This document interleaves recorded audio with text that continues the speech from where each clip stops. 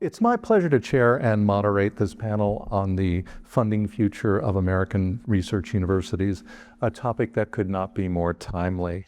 The last 18 months have seen profound, significant developments in this domain, and there are a lot of things, old certainties, that are up for reconsideration.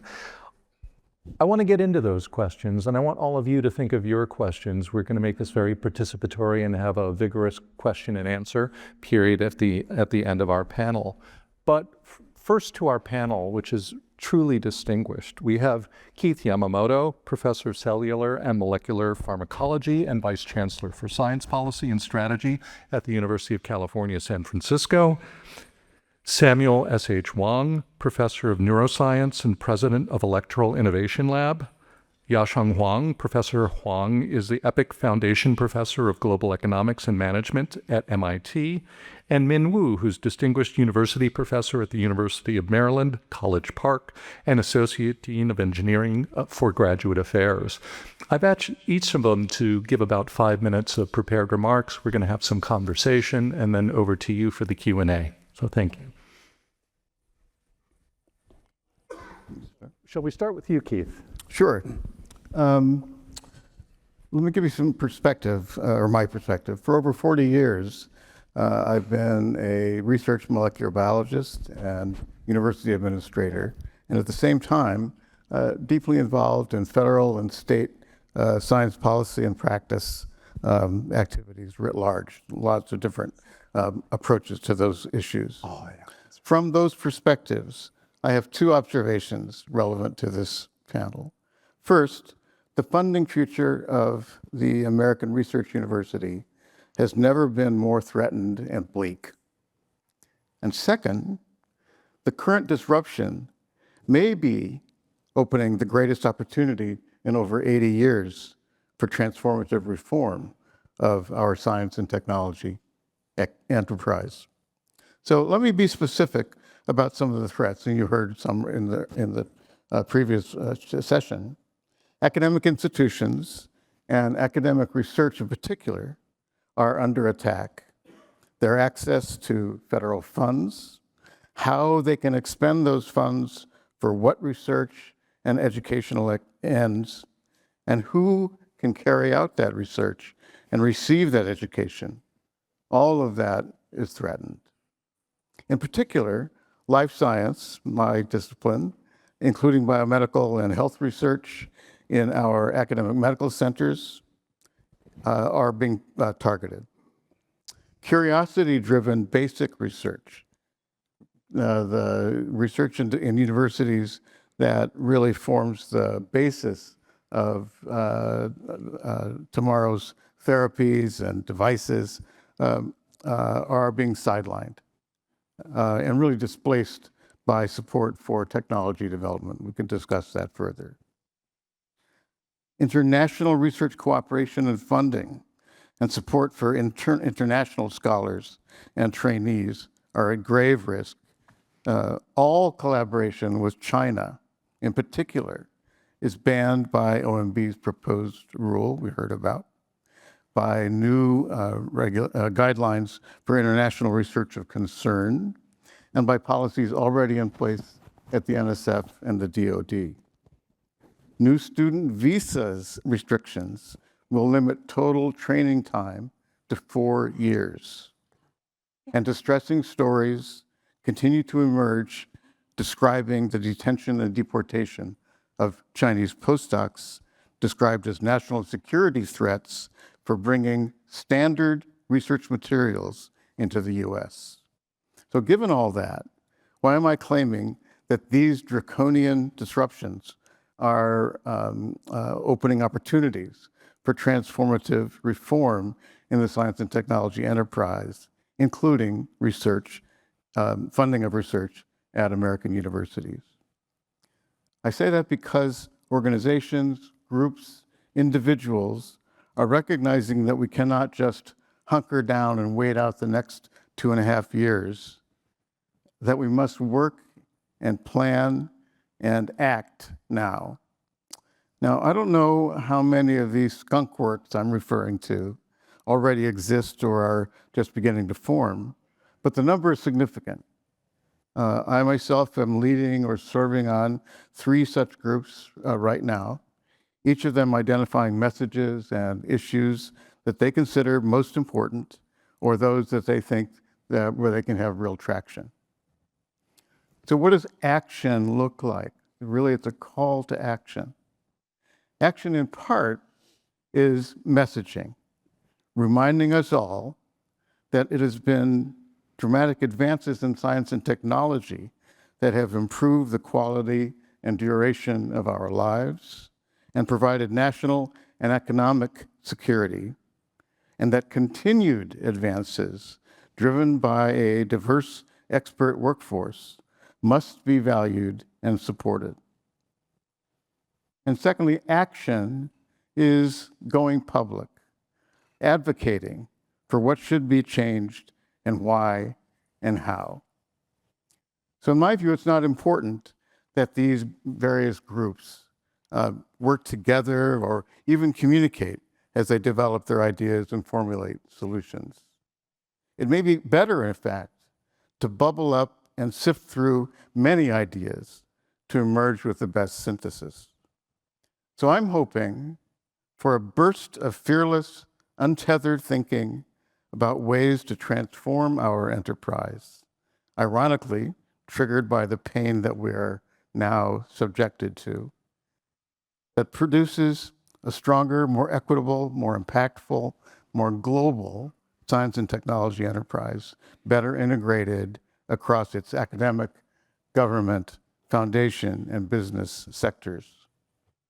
Included in that mix must be advances that secure the funding future for the American Research University, that underscore the primacy of basic discovery research, and that solidify a foundation of educating and training an American workforce whose energy and creativity are inspired and enhanced by a global international community. Thank you, Keith. I'd like to give Sam an opportunity now. Hi, my name is Sam Wang. I do research at Princeton University in neuroscience, where I study learning and with applications for autism. I also am president of the Electoral Innovation Lab. And so in my research careers and in my nonpartisan careers, I've been very interested in both the stability of the research enterprise as a working scientist, and also how to make our democracy work better. I've worked on gerrymandering, I've worked on the rules of elections. These are all what I would call normal reforms and normal improvements in how we conduct our science, how we understand nature, how we conduct ourselves as citizens. But I will say in the last couple of years, I've become extremely concerned about what's been happening to our country and to a breakdown of what I think I would call normal life. And I will just preface what I'm about to say by saying that I was inspired by the events of the last year and a half to run for Congress. I stood as a candidate in my own home district in Princeton in the 12th district for the nomination. And my message was that we needed to save democracy, science, and knowledge itself. I cannot think of a better preface to what I'm about to say than what Ms. Coloretti said and what Professor Yamamoto said. I want to convey to working scientists this feeling that something has changed. And I encourage you to think that something is a little bit different. My whole career as a scientist, I've thought about science as something that produces knowledge and being uncontroversial, that we produce goods for society, that of course anybody of any party and any consideration should think of science as a good for society, as something that contributes to whatever endeavors that we think are important, irrespective of race, of party, of what have you. I think scientists like to think of themselves as nonpartisan, and I'm going to paraphrase Tolstoy by saying that scientists you may be interested in nonpartisanship, but nonpartisanship is not interested in you, not anymore. Okay, times have changed. And because of what I would call an assault on science and higher education, these are parts of a larger assault. And this larger assault, in my view, is an assault on the rule of law, and it is a turn towards personalist rule, and a turn away from the orderly conduct of society, whether it be the rules of OMB, the rules of the General Accounting Office, the orderly authority of Congress as our representatives. These rules are under threat. And these underlie the kinds of things that are happening to science. just in the last year and a half, we've seen things like, attempted cuts to research through clever tricks of the types that Ms. Colorodi has talked about. Things like if you get a multi-year grant from NIH, then the OMB has directed that that money be all sent out to one grantee across multiple years. This would be as if you had a server in a restaurant that had orders for 4 tables and just took all the orders and put them at one table and said, okay, you keep that for 4 meals and the other 3 tables go without. So these kinds of clever rules have made it possible to stealthily cut research. And we now have, as Keith has pointed out, ways of holding back research by making research revocable, by giving out a grant and saying that, okay, we have a new proposed rule that will allow the NIH or a cabinet secretary or a political appointee to revoke the grant with cause or without cause, mid-grant. These are the kinds of things that change the research enterprise and take us far away from merit-based and curiosity-based research, as Keith has talked about. Now, I think that scientists need to become more aware of the policy process, more aware of politics, and this is an unfortunate fact of where we are now. And so we need to start learning basic things. For instance, that rules and regulations as issued by OMB are subordinate to the law and to the Constitution. And that subordinate quality means that the ultimate source of authority on many of these things is Congress. And so one way forward, in the way that Keith has talked about, is to start thinking about us as voters and us as citizens and us as members of society, as Ms. Coloredi has talked about, and to think about looking forward to rebuild on what I would call the rubble that's being created right now. And Keith Yamamoto has talked about how we can start rebuilding. And so, let's think of the Biden administration as being a really good, sincere effort at restoration of the rule of law, restoration of normal order. And we're now seeing in the last year and a half how that has worked out. And so instead of restoration, we need to take all the wisdom of people who did their very best operating by the old rules and think about how we're going to build something new. And what that means is action as people who care about our society, as people who care about prosperity, to stop damage happening now, whether it be through courts or through Congress in the next few years, or in 2029. If we're optimistic, we can think of a time when we can start rebuilding science. Now, I know that AASF has taken great pride in turning back the China initiative. And I heard the other day in a meeting of the fellows, the idea of turning the page on that. And I think what we're learning is that that page is one page in a book. And we're now seeing that entire book unfold in the form of Project 2025. And I think the optimistic view, to quote Ronald Reagan, since we're at the Hoover Institution, is that, there's a big pile of manure in front of us. And let's start digging, because hopefully there's a pony in here somewhere.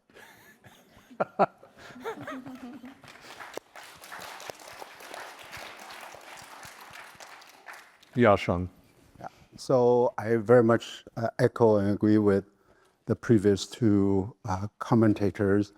I think we need to point out that the attack on science, on truth, has been a long-standing practice in a particular corner of American society.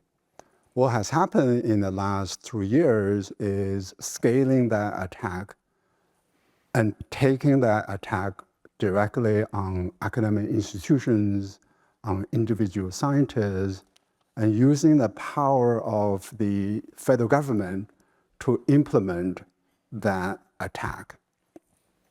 And the attack is designed to reduce the academia voice and capability. But let's be very clear.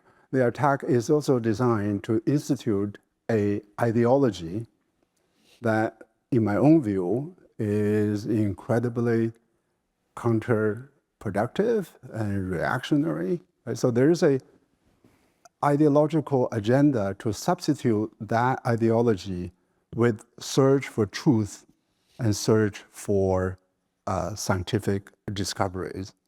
One of the criticisms of the academic institutions is that we're fabulously rich. Maybe there's some evidence sitting in this hall.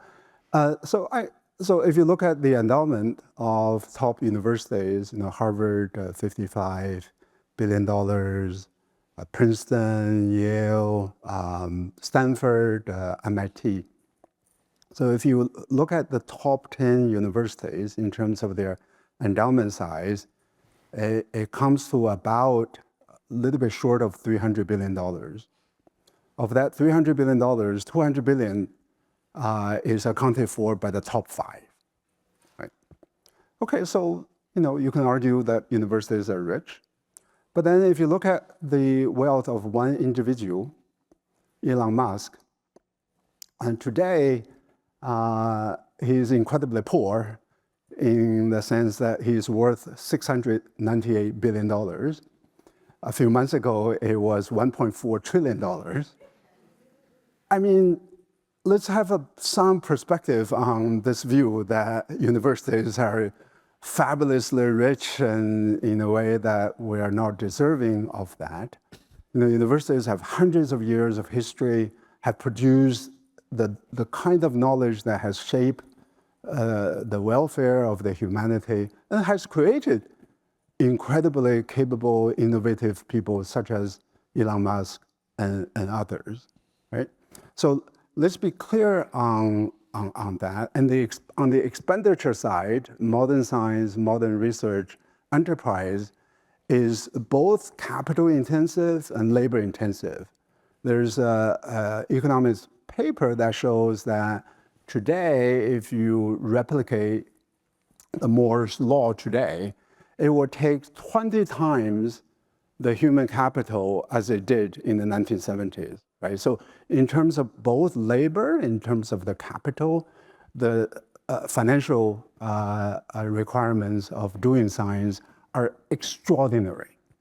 Whereas on the opposite side, we can quantify and recognize the contributions of science and academic research, but it doesn't show up in terms of profits and stock market returns and things like that. So there's a misalignment between what some people consider as incredibly expensive costs of supporting science and the returns from this entire academic investments. But we have to also face other threats to the academic community. The AI community is hiring away talents from university. Other countries are stepping up their support for scientific research. Right? So we're undercutting our own research institutions, whereas other communities and other countries are stepping up their support. This is the historical juncture that we're facing now. So let me conclude by saying that we need to think about this issue for the longer term, beyond 2028. And I recently wrote an article arguing that we need to rethink the funding model of the universities. The current funding model is depending on the federal support, alumni support, tuition revenue, and then we supply knowledge to the society doing open research, open science. But if you look at the wealth creation by the universities, there are 2 studies that I know of, one on MIT that was done 10 years ago, more than 10 years ago, 12 years ago, 2014. So the wealth creation related to MIT was estimated at that time about $1.4 trillion. And $1.4 trillion in 2024 was equivalent to the GDP size of South Korea, 11th largest economy in the world. And then another study was done on Stanford. And the conclusion of that study was that the wealth creation by one university, Stanford, was equivalent to the 10th largest GDP in the world. So a little bit higher than my own home institution, but that's okay, right? So we're talking about single academic institution leading to wealth creation equivalent to 10th and 11th largest GDP in the world. But the universities, in fact, do not benefit directly from that incredible financial upside. So I have proposed in my article that we need to rethink about the funding model of the university and how to enable universities to benefit more directly from that wealth creation. And doing that without sacrificing curiosity-driven research, without sacrificing academic freedom. And I do believe that we need to at least think about that issue rather than pretending that we can sort of go away in 2 years and all the problems will disappear. Thank you.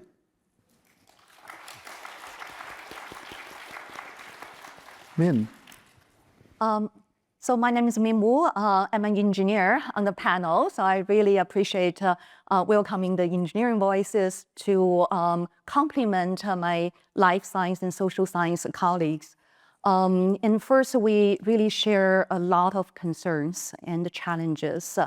In my role as Associate Dean supporting our graduate programs, like many colleagues in other disciplines and other universities around the country, this past few years, we really see tremendous changes and tremendous challenges in terms of funding, in terms of immigration policies that will be affecting and have a huge impact in terms of attracting and retaining talents from around the world. That was the strength of America. That was the shiny city on the hill that attracting many talents from around the world, including many in today's audience. So that's one of the concerns. Now, on the positive side, we do have seen, especially from the perspective of engineering colleges, some positive development on some of the funding initiatives that what I would consider as very important and even overdue needs. This past week, many of the colleagues around the country on the engineering side have seen the announcements of national science foundations for co-funding the industry PhD program. This is called the iPhD. This is coordinated and really fostered by an organization called the UIDP for co-funding between the industry, university, and government agencies for a framework that could help train students with closer interactions, closer mentorship by industry professionals. Why is this important? Data have shown for more than a decade, in terms of our engineering PhD graduate, how many would go to academia? On average, less than 20% in the engineering discipline. More than 2/3 of our PhD graduate going for industry as their career path and have been very successful. Yet many of our training and funding model are still really kind of clone ourselves as a professor, but not sufficient in terms of foster the interactions, foster the professional development. Stanford and on the West Coast may be an outlier, but nationwide, we really need to see a positive change for fostering a better training of our students with that closer interaction, mentorship, and appreciation. So this iPhD program is really a positive development. But it is not that we only need iPhD. The flagship fellowships of National Science Foundation, along with many of the agencies, DODs, had long fostered the curiosity-driven research, really bring and training the colleagues, the next generations in the STEM field, as well as other social science and other disciplines.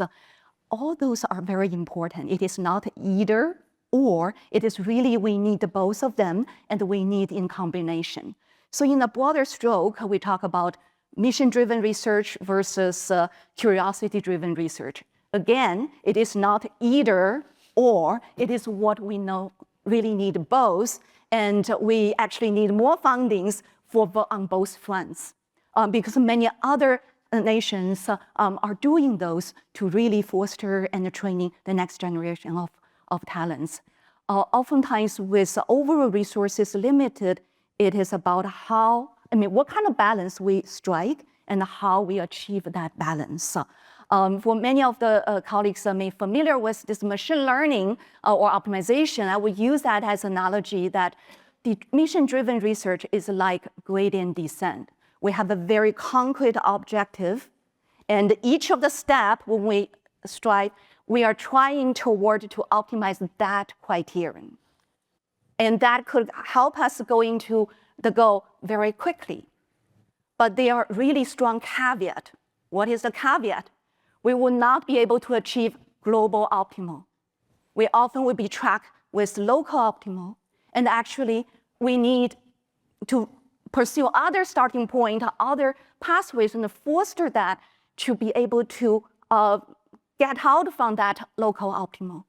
And particularly, we also need to really understand the broader stroke, and we need to map out the knowledge. And those are what the curiosity-driven research, and even when training engineering students, we need to foster those to take risks, to dare to pursue the paths that no one had thought possible, and really we need that combinations. So this is where I think our community really have the capability to, and we have our voice and we have our stake to really help influence the public policy and influence how the interactions of university and industries could help us strike that balance, really grow our knowledge, and really endeavor many of the fields that, many of the pathways that we would not even imagine today.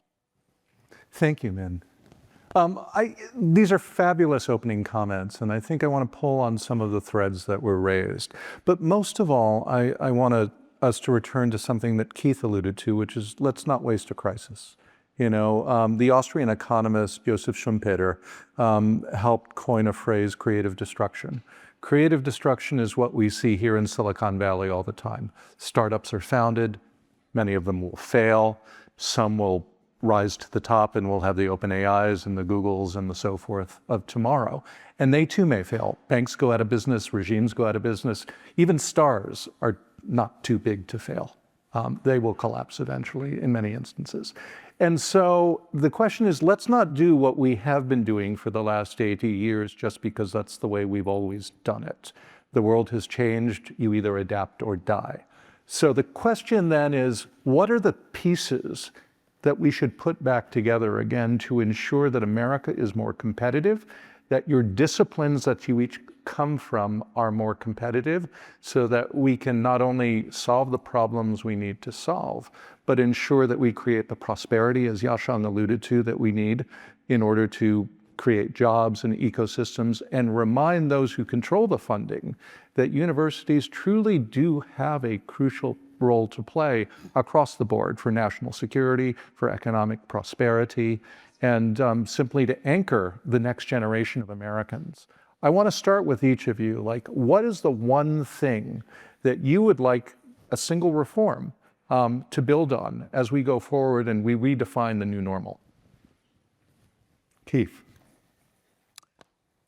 So probably everyone here is familiar with Science, the Endless Frontier, the document that Vannevar Bush wrote in 1945, responding to President Roosevelt's question of whether and how the federal government should remain involved with the science enterprise that had been so crucial and successful during the World War II period. And Bush came back with this essay, Science, the Endless Frontier, in which he basically set the pathway for US science policy going forward, which still exists today.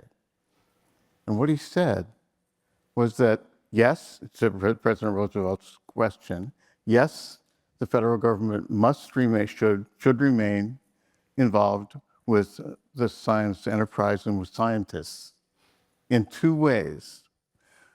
One was to do curiosity-driven basic discovery research to build the base of knowledge on which all applications could then derive. And the second was to support the university's efforts to train the next generation of scientists. And then he said, and then at that point, the government's done, and the private sector will take over, driven by the profit motive, to build applications that capitalize on this newly discovered knowledge from the universities.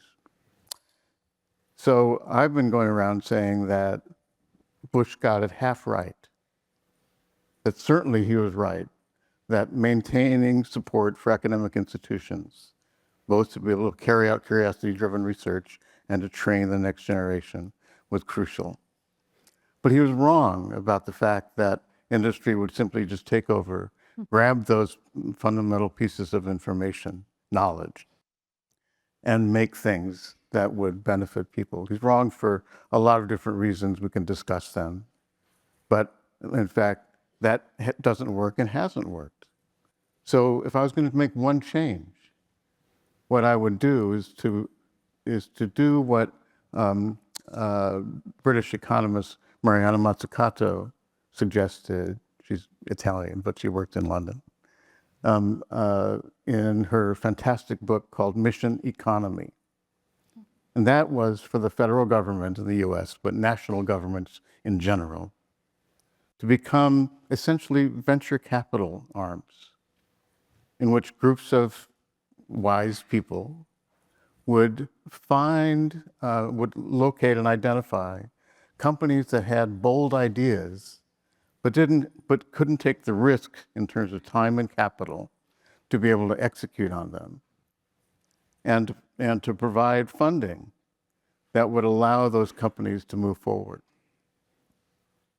That it had to be the big ideas that couldn't otherwise move, that would be beneficial to society, that the government should be involved in supporting.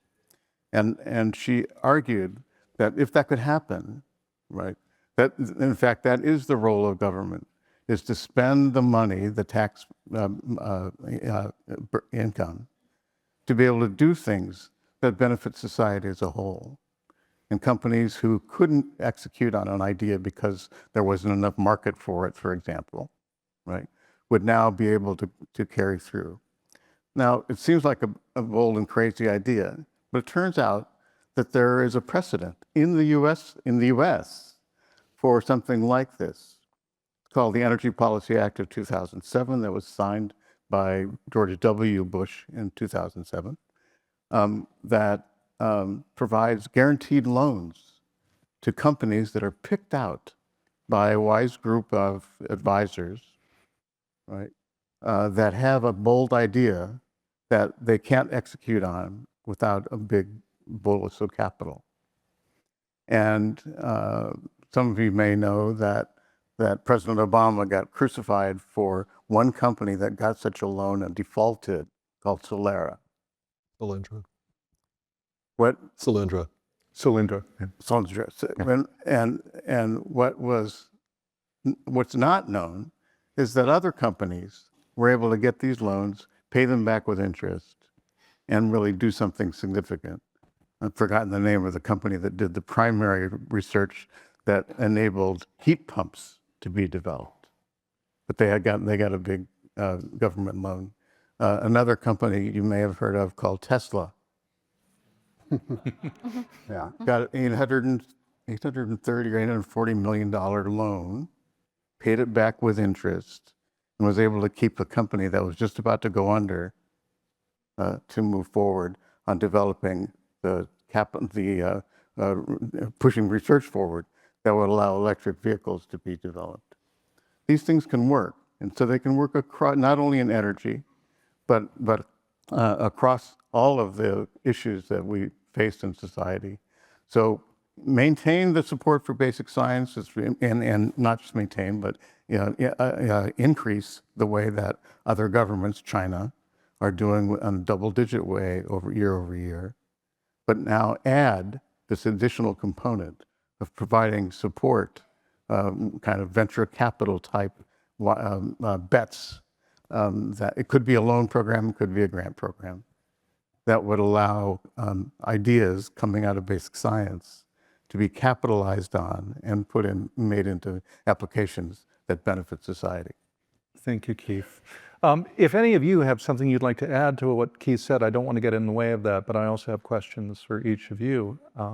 And for Sam, having run for Congress, I would really like to return to this question. So much of the funding that universities get is contingent on their relationship with our political process, with the public, with government. I don't think it's correct to reduce it solely to the government funding agencies.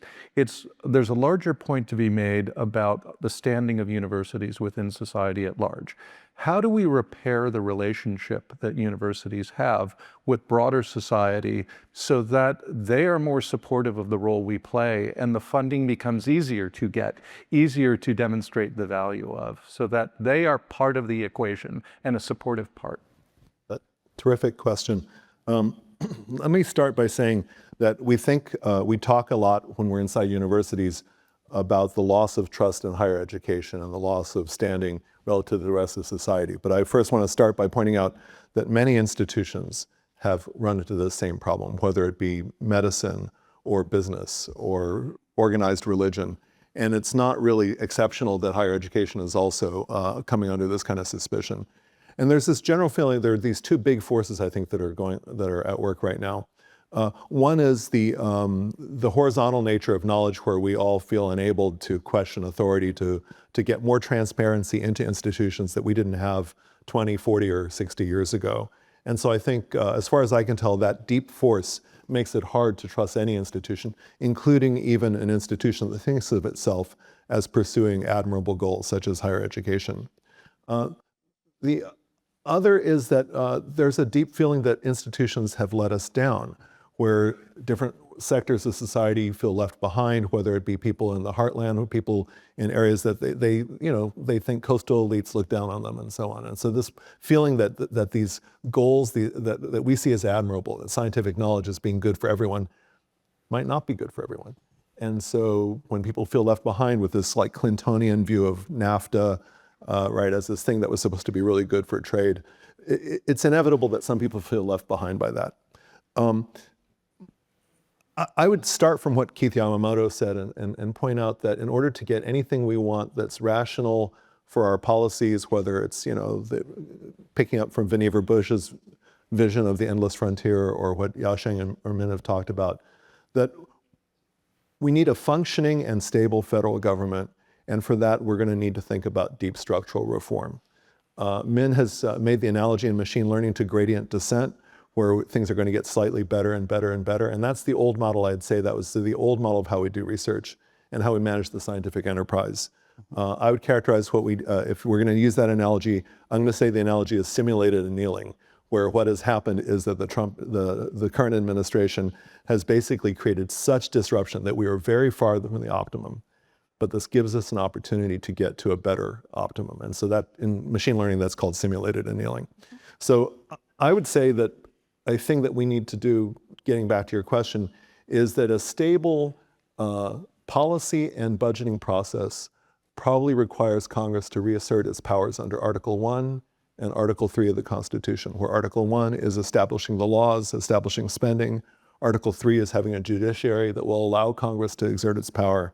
And broadly speaking, I think that if we're going to achieve any of stable goals of funding, it would be helpful to have a functioning Congress. This may require ejecting a lot of incumbents from both parties. It may require creating a power structure with which we can start taking a more rational approach to funding. I think that as much as we might like to see some of these things happen without the federal government is the source of much of what we're talking about in terms of the instability we're seeing now. So, so I'm partially answering the previous question, where I see Congress as being this weak point that needs to be strengthened through its constitutional powers.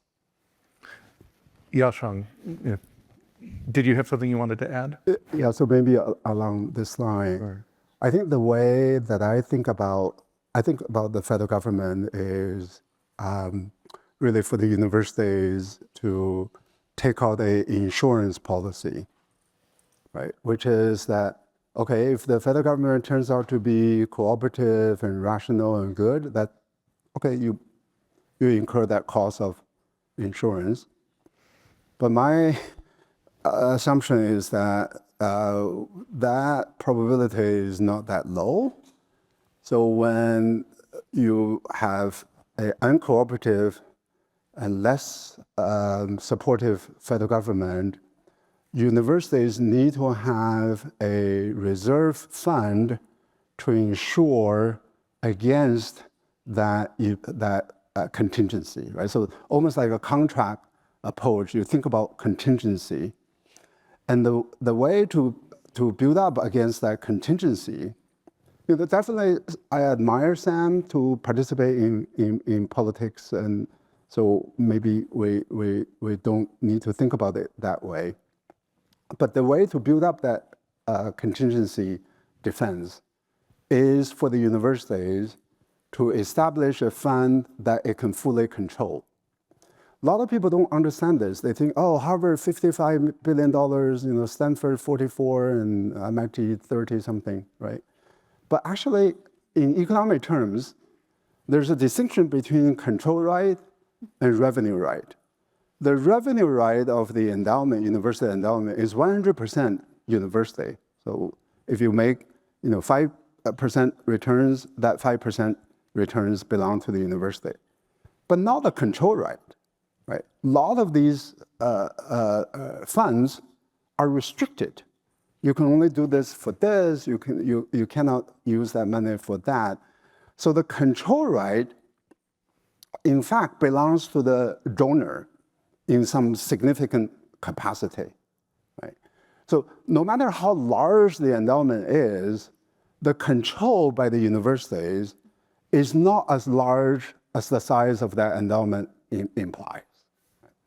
So my proposal is think of creative ways for the universities to essentially move away from this cash flow model that we depend day on day on federal government and on other sources of their revenue, to a system and to a mechanism that has universities rely on more dependable, reliable sources of funding. And not all universities can do that, but some universities, especially research-intensive universities, have this capability. If you look at the patents, for example, filed by universities, how many of these patents are actually commercialized? Very small. And how much resource does a university derive from the patent licensing? Extraordinarily small. The reason is not that these patents are not good. The reason is that there's a huge valley of death between the knowledge and the application of the knowledge. So my proposal, especially for universities that have very good business schools, the business school should involve to develop the patent a little bit more than just in the patent office, and to have some due diligence on the potentials of the patent value. And then the companies can come in and individuals can come in. Because when the patent is just the way it is, it's very difficult to take that to commercial applications. So I think the university can do a lot more to ensure ourselves against another federal government that is not terribly supportive. So that's my philosophy, and to be honest, I'm very disappointed that the universities are not thinking in that way. They're still thinking, okay, 2 years from now things will come back, everything will be okay. I fundamentally disagree with that diagnosis. And even if they are right, we need to take out the insurance policy. Thank you, Yasheng. Min, I want to pull on something that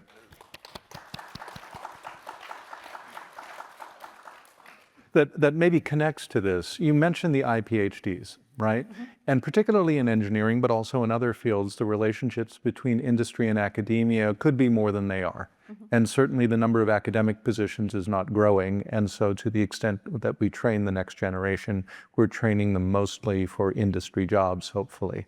And your university in particular is very much a regional university too, in which you serve a student body that is from the surrounding area and is not as global as perhaps an MIT might be, or a UCSF or a Princeton. And so there are particular responsibilities that a state school like yours has to its region. So I'm just curious if you could reflect going forward on the public-private partnerships that your engineering school is striking. Maybe it's part of the answer to what Yasheng raised, but it's also helpful for training the next generation of scientists and researchers and engineers who will carry what we do forward.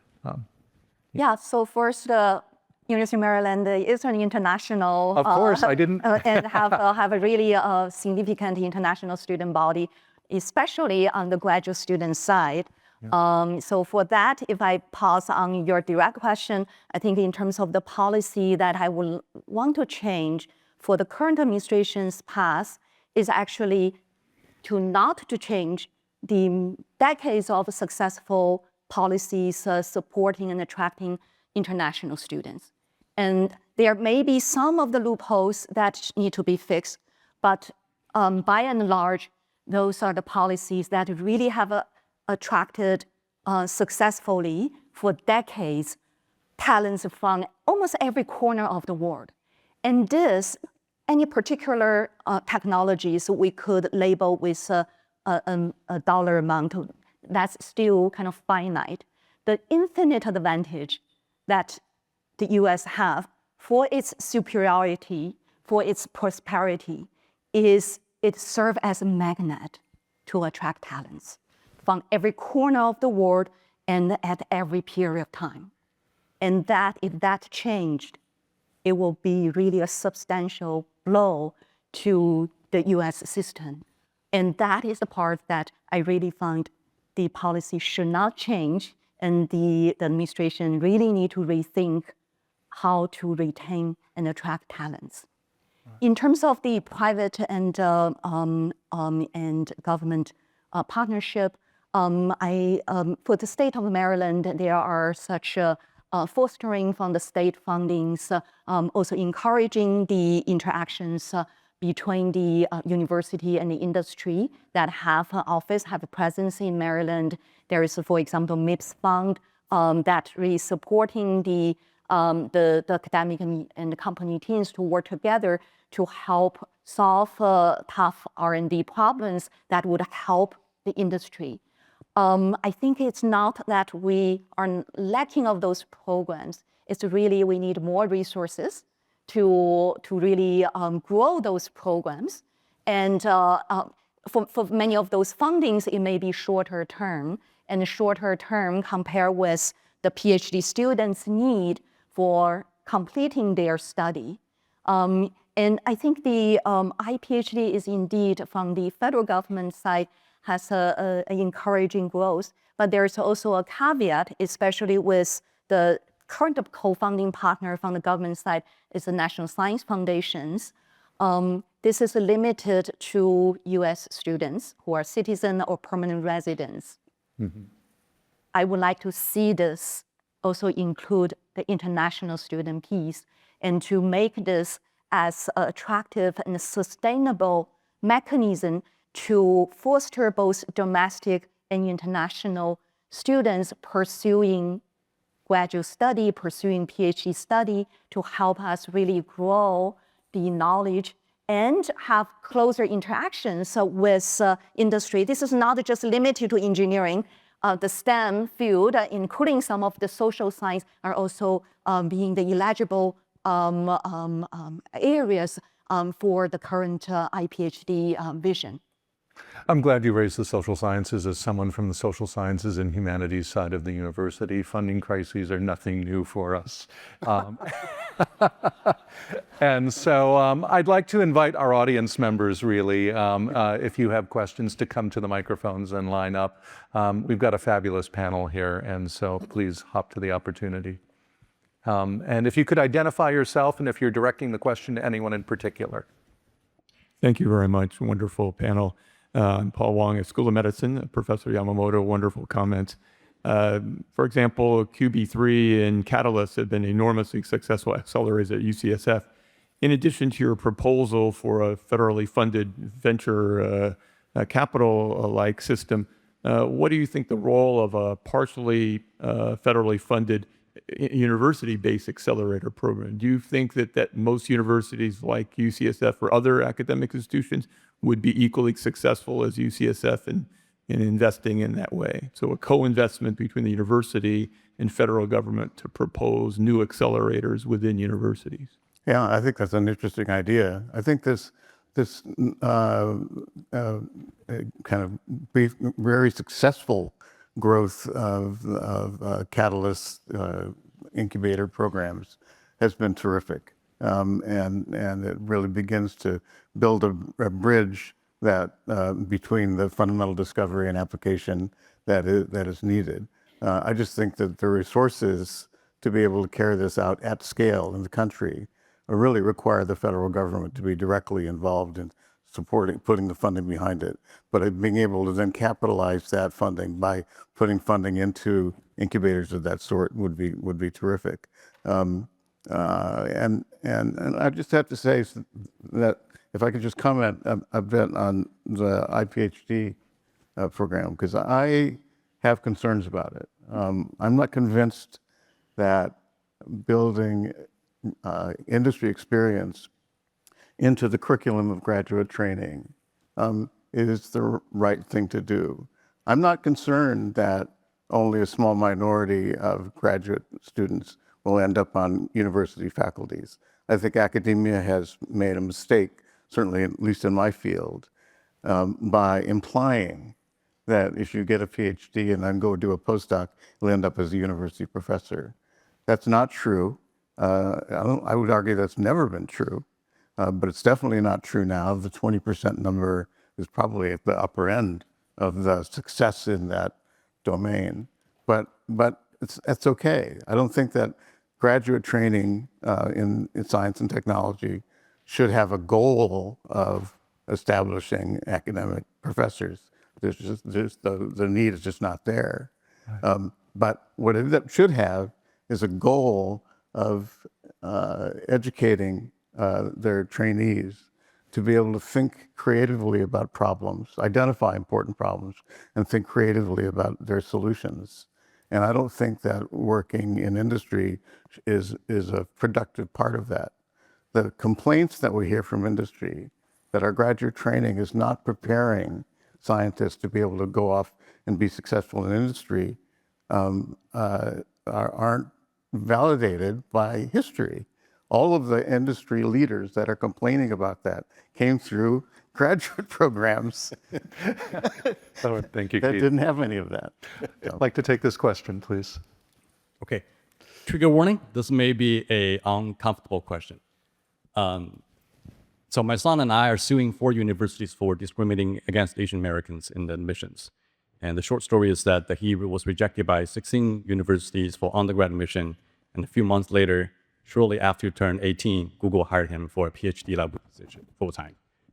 And we sued 4 universities just 2 days ago. The judge in the University of Washington case issued a major ruling that basically defeated universities' motion to dismiss. So we're moving into discovery. And the judge, also importantly, denied their qualified immunity defense. Could you frame the question? Yes, my question is, from your vantage point on campus, do you see that DEI might be going too far, particularly with your emphasis with the university's core mission as discovering knowledge? Who's the question for? Yeah. Any of you.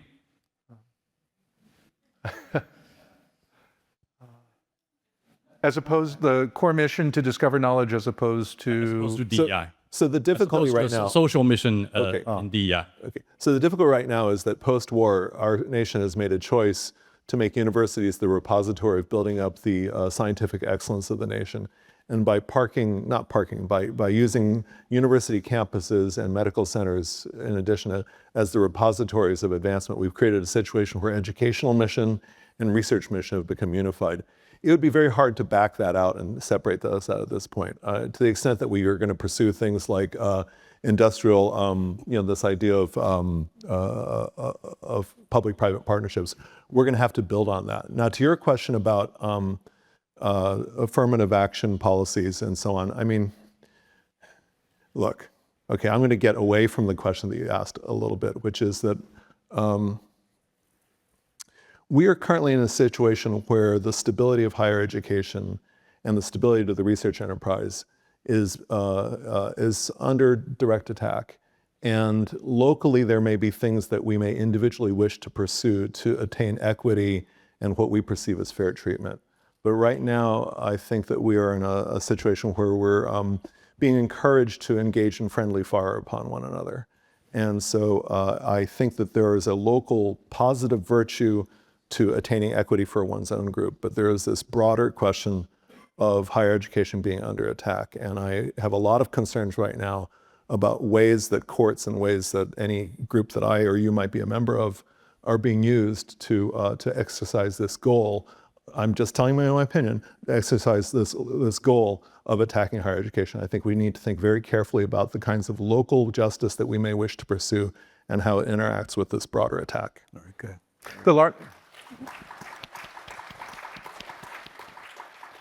And this is participatory in every sense. This is participatory at the individual level. It's participatory in the collective level. We all can express our voices and our interests and perspectives in different ways.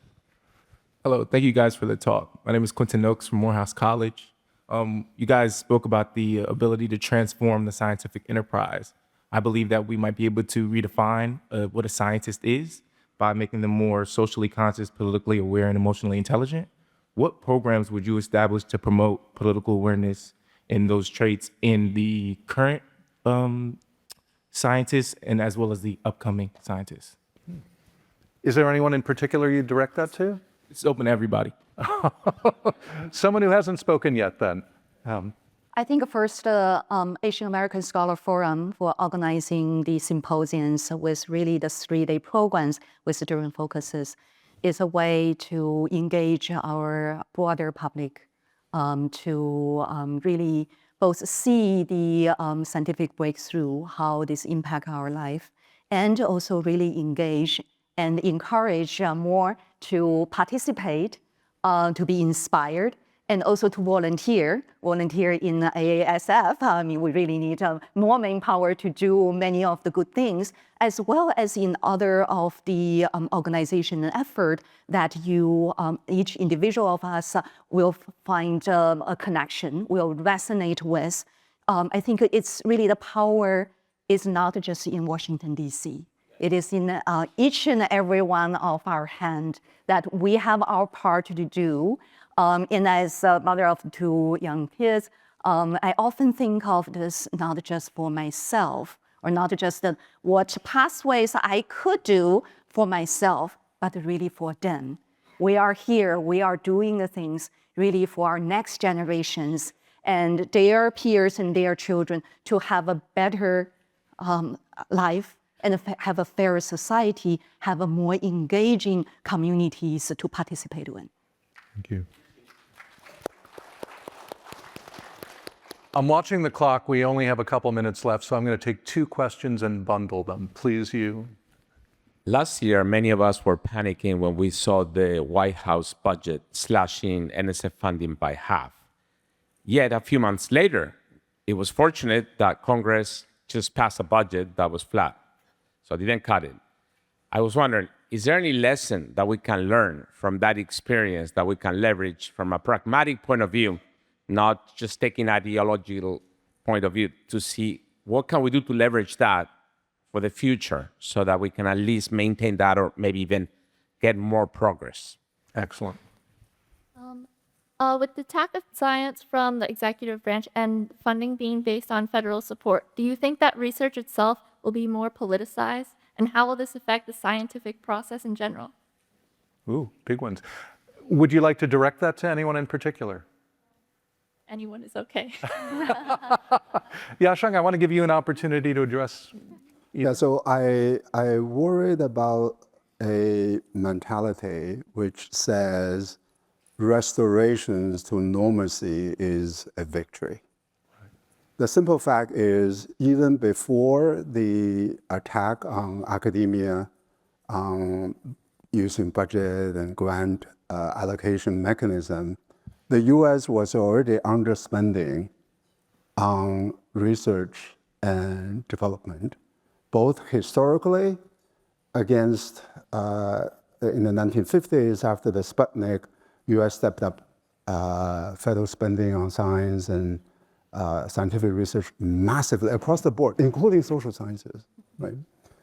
So if we use that as a benchmark, right, we're underspending in a world where other countries are stepping up, right? So I wouldn't take this particular budgetary development as a sign of victory. And if you control for the inflation and all of that, the federal spending has not really increased for sure in terms of the level, but for sure not relative to the total budget of the US government and relative to the GDP, US GDP, right? So I think we even have more work to do even before this recent development, let alone that, and also the uncertainty introduces another effective form of reduction, right? So if you cannot plan 5 years ahead, and at the last moment you got your grant money, by that time the postdocs are not there, by that time the equipment and the materials are not there. So we both need a level, I would argue we need a level increase, and the certainty that the money will be there 5 years and 10 years from now. That's a great point to end on. And I think the key thing here is that as we move forward and we all work in our own ways as working scientists, as citizens, to ensure that what we build going forward is survivable, does not flip depending upon who's in the White House. Yeah, Science is a long-term investment. It doesn't yield rewards immediately. And so let us build systems instead of platforms. Resilience. Yeah, Resilience. and resilience. And the United States reaped tremendous rewards over generations based on those early investments. And so I think it's an opportunity for us to continue the conversation and to take advantage of the opportunity that we have now to really begin to get lots of ideas on the table and make the new system that will carry us forward through the next century. Thank you. Thank you.